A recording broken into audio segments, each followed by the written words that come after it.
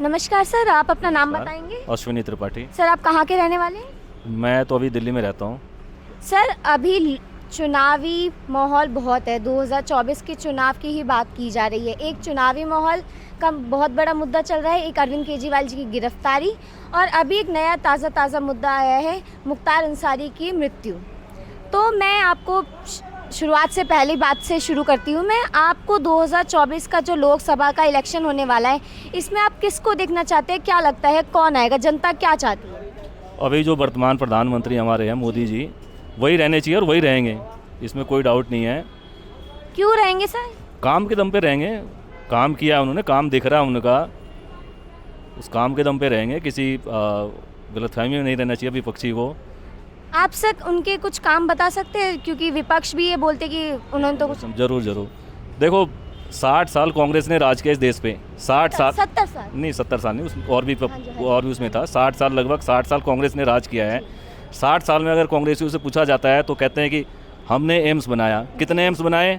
60 साल में एक एम्स बना। जी उसके बाद दूसरा एम्स किसने बनाया? वाजपेयी जी ने बनवाया। जी। तीसरा एम्स बनाया मनमोहन सिंह ने। 60 साल में कांग्रेस की उपलब्धि रही है कि एक एम्स, उसी को ढिढोरा पीटते हैं कि हमने एम्स बना दिया। अरे एम्स 60 साल में तुम एक ही बना पाए हो। मोदी जी ने 10 साल के अंदर 16 एम्स बनाए हैं। सेम वैसे ही IIT, 4 IIT 4 IIM से, उसी को गिनाते थे हम लोग। आज की डेट में 16 IIT 16 IIM, इतना सारा इंफ्रास्ट्रक्चर देखो आप। इतने सारे, दिल्ली से बॉम्बे जाने में 36 घंटा लगता था। आज गडकरी जी का हाईवे देखो आप, जो उन्होंने बनाया हुआ है, 12 घंटे में पहुंच रहे लोग वहाँ पे। तेजस ट्रेन देखो आप। यही रक्षा मंत्री थे हमारे एंटनी जी जो थे कांग्रेस के, उनसे पूछा गया था कि हम फाइटर जेट क्यों नहीं ले रहे हैं, तो उन्होंने कहा था कि हमारे पास फाइटर जेट छोड़ो, नॉर्मल जेट खरीदने के पैसे नहीं हैं। मोदी जी के आते पैसे कहाँ से आ गए? फाइटर जेट भी आ गया, रफाइल भी आ गया, अपाची हेलीकॉप्टर भी आ गया, चिनाकू आ गया, इतने सारे आर्म्स एम्युनिशन आ गए। कहाँ से आ रहे हैं पैसे? कहाँ से आ रहे हैं? विकास हो रहा है, चमचों को दिखाई नहीं दे रहा है, और चमचों को दिखाई भी नहीं देगा। उनको विकास से मतलब नहीं है, उनको परिवारवाद से मतलब है। उनके राहुल बाबा, चाहे वो पप्पू हो चाहे कोई भी हो, उन्हीं को सपोर्ट करना है, उनको विकास से मतलब नहीं है। सर, अभी जो राहुल गांधी जी ने इतना बड़ा इंडिया गठबंधन बनाया है, तो इस पे आपको क्या कहना है कि क्या ये बीजेपी के आगे नहीं टिक पाएगा? कहीं है ही नहीं, गठबंधन थोड़ी बनाया है, ठगबंधन बनाया है। ठगबंधन। ये जितने गठबंधन में है, कौन है इसमें? ये यही केजरीवाल है जो इनको गालियां देता था। किसको गालियां देता था? ये भाजपा को थोड़ी गाली देता था, ये कांग्रेस को गाली देता था, ये समाजवादी पार्टी को गाली देता था, लालू को गाली देता था। आज उन्हीं के गोद में जाके बैठा हुआ है ये। तो ये गठबंधन नहीं है, ठगबंधन है। होना कुछ नहीं है इनसे, आना भाजपा नहीं है। अभी सर, भाजपा का जो 400 पार का नारा है, क्या लगता है कहाँ तक मुमकिन हो पाएगा? एकदम 400 पार होना ही है, इसमें कोई शक नहीं है, बेशक। अभी सर, आप केजरीवाल की बात ले ही आए हैं, तो अभी केजरीवाल जी पर भी जो गिरफ्तारी पर बहुत बड़ा बवाल ही मच गया था। आम आदमी पार्टी ने धरना प्रदर्शन भी बहुत करा है, उनके नेताओं ने भी बहुत सी बातें बोली हैं। उन्होंने तो सीधा सीधा ये बोल दिया कि बीजेपी डर गई है, इसीलिए हमारी गिरफ्तारी करा दी है। ये केजरीवाल एक नंबर का झूठा आदमी है। जो आदमी IRS रहते हुए, दुनिया को दिखाने के लिए, IRS होते हुए भी दुनिया को दिखाने के लिए जब जनता के सामने आता था तो हवाई चप्पल पहन के आता था, स्लीपर में आता था, शर्ट को बाहर निकाल लेता था। एक IRS की सैलरी 1.5 लाख रुपए है। इसकी पत्नी IRS है, मतलब थी पहले, अभी उसकी सैलरी 1.5 लाख। जो आदमी 3 लाख रुपए कमा रहा है, जनता से मिलने जा रहा है तो किराए की गाड़ी लेके आ रहा था और हवाई चप्पल पहन के आ रहा था। वो क्या दिखाना चाहता था? जनता यहाँ की बेवकूफ़ है जो उसके झांसे में आ गई। जीतने के बाद, जीतने से पहले इसने कहा था ना मुझे बंगला चाहिए, ना सिक्योरिटी चाहिए, ना सैलरी चाहिए। सारा कुछ ले लिया उसने, बंगला भी ले लिया, गाड़ी भी ले ली, सिक्योरिटी भी ले ली। जिनको गालियां देता था उनके सपोर्ट में सरकार बनवा ली। तो झांसा कब तक चलेगा? ये यही बंदा था जो कहता था कि सोनिया गांधी को गिरफ्तार क्यों नहीं करते हैं, सोनिया गांधी को 2 दिन ED रिमांड पे क्यों नहीं लेती है, सब कुछ बकेगी ये, इससे पूछना क्या है, इसको उठाओ इसको। यही गाली देता था। इसी के विरोध में सुप्रिया सनेत ने इसके ऊपर केस किया था, और आज जब ED इस पर केस कर रही है, ED ने अरेस्ट किया है, तो सारे इसके साथ खड़े हो गए हैं। चोरों का समूह इकट्ठा हुआ है, इससे कुछ नहीं होना है। केजरीवाल एक नंबर का कमीना आदमी है, एक नंबर का झूठा आदमी है। इससे ज़्यादा झूठा आदमी, बेईमान आदमी, मक्कार आदमी, गिरगिट आदमी कोई नहीं होगा। सर, तो आपका केजरीवाल की गिरफ्तारी जो हुई है, आप उससे सहमत है कि गिरफ्तारी होनी थी? उन्होंने शराब घोटाला करा है, किया है, तो गिरफ्तार नहीं हुआ क्या? चलो सारे मिले हुए हैं, तो क्या जज भी बिक गए हैं? 2 साल से सिसोदिया अंदर है, सत्येंद्र जैन अंदर है, संजय सिंह अंदर है, कविता हुई है। कभी कविता अरेस्ट हुई है, तो चलो सारे मिले हुए हैं, ईडी बिक गई है, सब कुछ बिक गया है, सीबीआई बिक गई है, तो जज भी बिक गए हैं। ये तो जज के ऊपर इल्ज़ाम लगा रहा है, 2 साल से इनको जमानत क्यों नहीं मिल रही है? जज तो ठीक ठाक है। सर अभी जब 28 मार्च को अरविंद केजरीवाल जी की कोर्ट में पेशी हुई थी, उस पेशी के दौरान अरविंद केजरीवाल जी ने ऐसा बयान दे दिया जिससे ऐसा शायद महसूस हो रहा है या लग रहा है कि वो आम आदमी पार्टी से पल्ला झाड़ रहे हैं। मैं आपको बयान बता देती हूँ।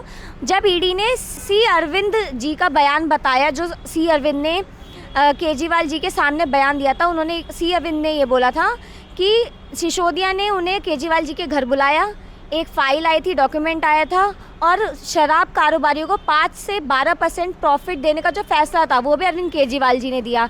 तो इस पे अरविंद केजरीवाल जी ने कोर्ट में ये बयान दिया है कि मेरे घर पे तो ढेरों मंत्री आते हैं, सचिव आते हैं, एमएलए आते हैं, वो आपस में क्या खुसुर पुसुर करते हैं, और वो क्या डॉक्यूमेंट किसको जाता है, क्या जाता है, मुझे तो कुछ पता ही नहीं। तो आपको क्या लगता है कि जो उन्होंने ये बयान दिया है, क्या वो सच में अपने ही पार्टी के लोगों से पल्ला झाड़ रहे हैं?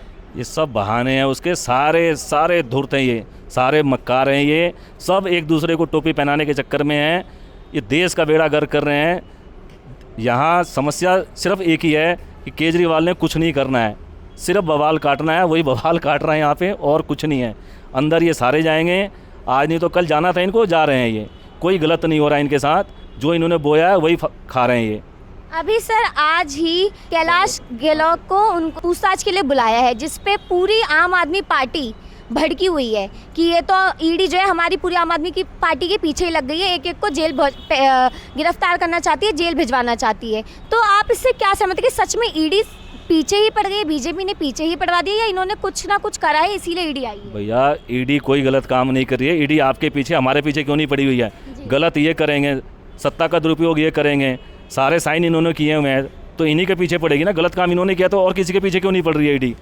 सब ये सारे चोर इकट्ठे हो रखे हैं, इससे होना कुछ नहीं है। अंदर इनको एक एक करके अपने कर्मों की सज़ा इनको मिल रही है, और कुछ गलत नहीं हो रहा है इनके साथ। जो कुछ हो रहा है कानून अपना सही काम कर रही है। कोई जज नहीं बिके हुए हैं, ऊपर सुप्रीम कोर्ट बैठा हुआ है, ऊपर हाई कोर्ट बैठा हुआ है, उन्होंने इसका संज्ञान लिया हुआ है ना। कोर्ट में गए हैं, ये कोर्ट से लानत खाई है इन्होंने, जूते खाए हैं, कोर्ट से रिजेक्ट हो रहा है इनका सारा बेल। क्यों नहीं इनको बेल मिल रहा है? ये सारे कन्विक्टेड होने हैं, आज हो कल हो, जितने बेल पे हैं सब जेल में जाएंगे ये।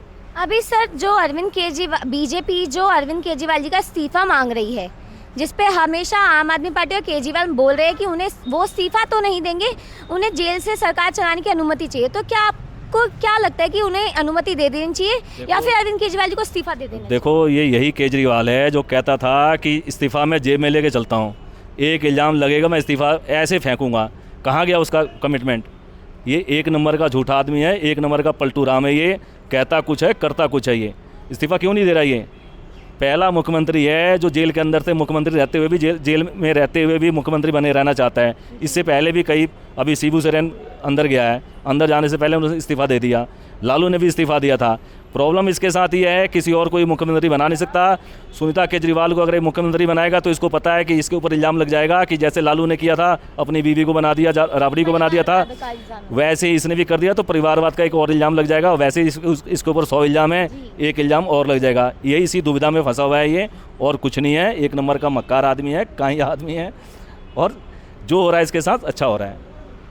अभी सर यूपी में गाज़ीपुर में एक माफिया मुख्तार अंसारी की मृत्यु हो गई है, जिस पे उनके परिवार वाले तो बोले कि उनको स्लो पॉइज़न दे के मृत्यु नहीं है, ये हार्ट अटैक नहीं है, उनकी हत्या कर दी गई है। जिस पे सपा ने, समाजवादी पार्टी ने, अखिलेश यादव की पार्टी ने ट्वीट करके जब उनकी मृत्यु हुई थी उसी टाइम पे ट्वीट करके उनको सहानुभूति दी है, दुख जताया है।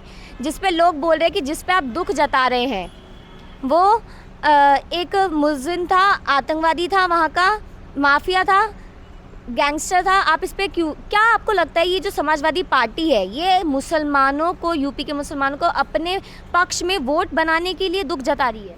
देखो, समाजवादी पार्टी हमेशा से एक जाति विशेष और एक वर्ग विशेष की पार्टी रही है।